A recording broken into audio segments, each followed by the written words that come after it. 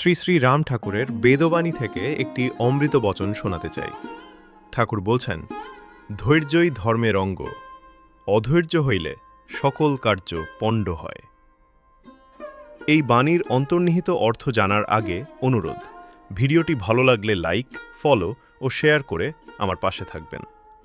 শ্রী শ্রী রাম ঠাকুরের এই বাণীর সংক্ষিপ্ত ব্যাখ্যা হল, এখানে ধর্ম বলতে কেবল আচার অনুষ্ঠান বা উপাসনাকে বোঝানো হয়নি, বরং মানুষের সৎ স্বভাব, কর্তব্যবোধ ও আধ্যাত্মিক পথকে বোঝানো হয়েছে। যে কোনো ভালো কাজ করা এবং ঈশ্বরের পথে বা সত্যের পথে চলার জন্য মানসিক স্থিরতা বা ধৈর্য অপরিহার্য।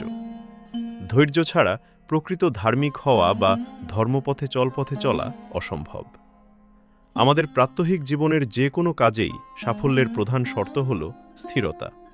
তাড়াহুড়ো, অস্থিরতা বা অধৈর্য হয়ে কোনো কাজ করলে তাতে ভুল হওয়ার সম্ভাবনা বেড়ে যায় এবং শেষ পর্যন্ত সেই কাজ ব্যর্থ বা নষ্ট, পণ্ড হয়ে যায়।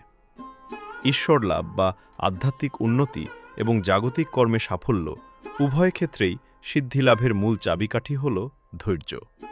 মনকে শান্ত রেখে স্থিরভাবে কাজ করে গেলেই জীবনে প্রকৃত মঙ্গল লাভ করা সম্ভব।